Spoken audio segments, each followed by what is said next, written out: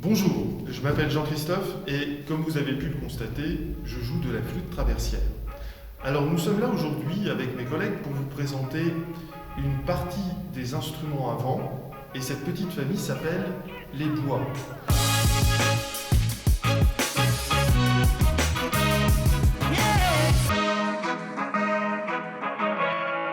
Alors, quels sont les points communs de tous ces instruments réunis devant moi? Déjà, leur principe de fonctionnement est le même. Prenons par exemple ce morceau de bambou, de tailles différentes.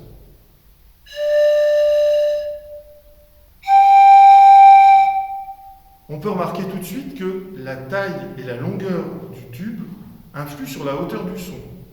Plus le tube est long, plus le son est grave, plus le tube est court, plus le son devient aigu. Voilà déjà un des premiers principes. L'autre point commun à tous ces instruments est la perce d'un seul et même tube, quel que soit le matériau. Alors pourquoi cette perce? Eh bien simplement pour pouvoir produire plusieurs sons sur un seul et même tube.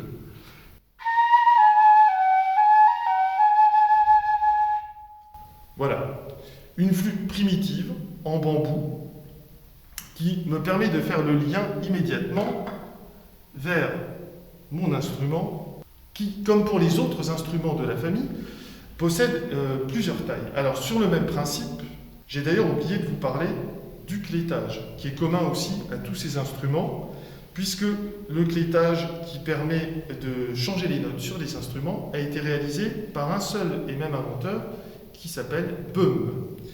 Alors nous avons ici une flûte piccolo, qui est en ébène, qui rappelle d'ailleurs pourquoi la flûte traversière fait partie de la famille des bois, puisque les instruments d'orchestre de nos jours sont en métal.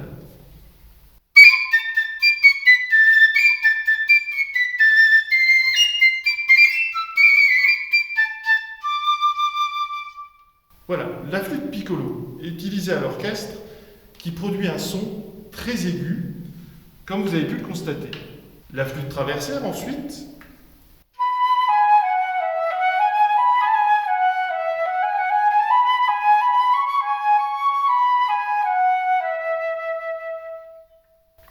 puis un instrument plus gros qui n'est pas dans la même tonalité mais qui a exactement le même fonctionnement, la flûte alto.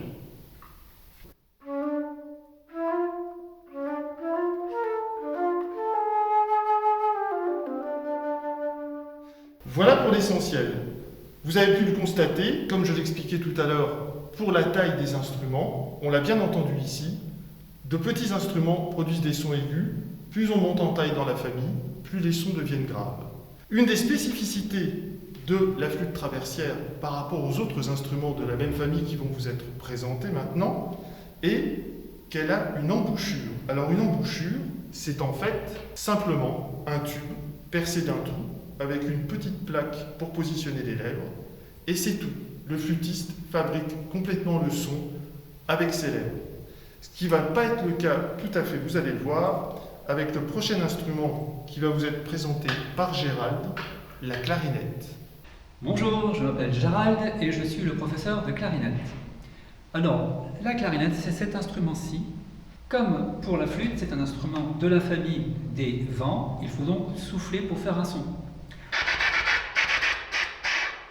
Vous avez bien entendu le souffle de l'instrument, mais pour faire un son, il faut quelque chose de magique. Chez nous, c'est une anche qui va faire le son. L'anche, c'est un morceau de roseau qui est posé sur le bec, cette partie-là, et quand je vais souffler, l'anche va vibrer et va donner un son.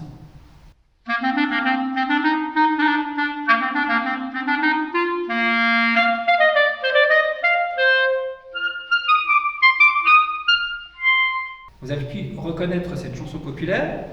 Vous avez bien entendu, sur cet instrument, je peux jouer à la fois des sons très graves et des sons très aigus.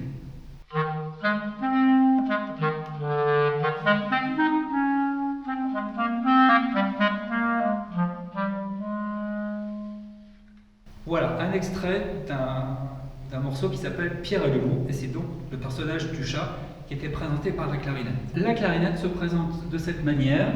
5 parties. Le pavillon qui s'emboîte sur le corps du haut, du bas, pardon, le corps du bas, le corps du haut qui s'emboîte sur le corps du bas, et une petite partie qu'on appelle le barillet, et enfin le bec. Alors vous remarquez que ce bec est transparent, il est en verre, mais il y en a d'autres en ébonite. Voilà. Alors il existe des clarinettes de différentes tailles. Pour les enfants, il existe des clarinettes plus petites. Celle-ci s'appelle la clarinette en La, qui est légèrement plus grande. Tout ça pour avoir des sons différents. Pour terminer, je vous jouerai juste une toute petite pièce de musique traditionnelle.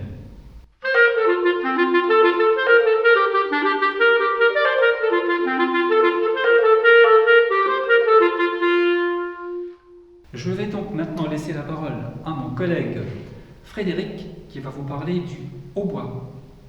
Bonjour à tous, je m'appelle Fred et je vais vous présenter aujourd'hui le hautbois. Alors de tous les instruments à vent qui sont devant vous et qui font partie à la fois des instruments à vent et de la famille des bois, le hautbois est l'instrument probablement que vous connaissez le moins. Le hautbois, il se trouve juste là, devant vous, au milieu.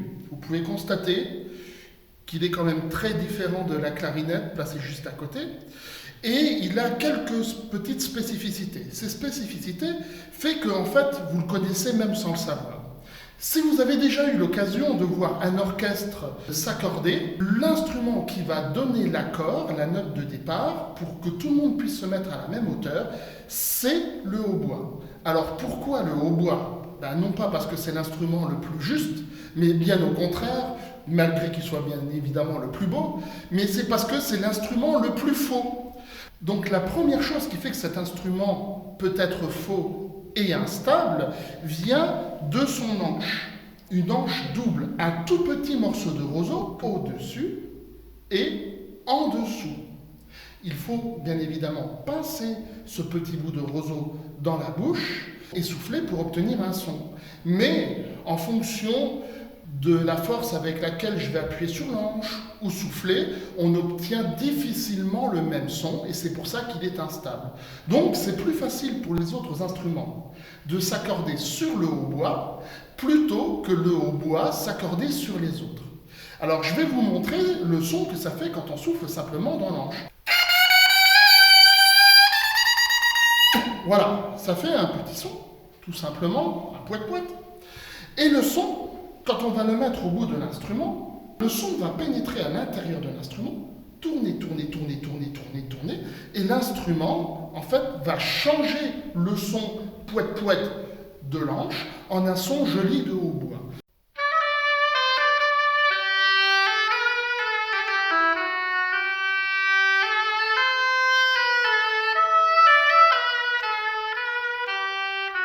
Évidemment, on devient rouge quand on souffle dans l'instrument parce que l'embout est tellement petit que tout l'air des poumons ne peut pas passer à travers. Le problème au hautbois, c'est qu'on a toujours beaucoup trop d'air, contrairement à la flûte où on en manque toujours. Donc, ce qui est intéressant dans le hautbois, c'est d'obtenir un résultat stable, joli, avec une anche et un instrument qui ne l'est jamais. J'espère que cette petite présentation sur le hautbois vous a plu. On va maintenant passer à un petit morceau final avec mes collègues et on va vous jouer un petit extrait des Feuilles mortes.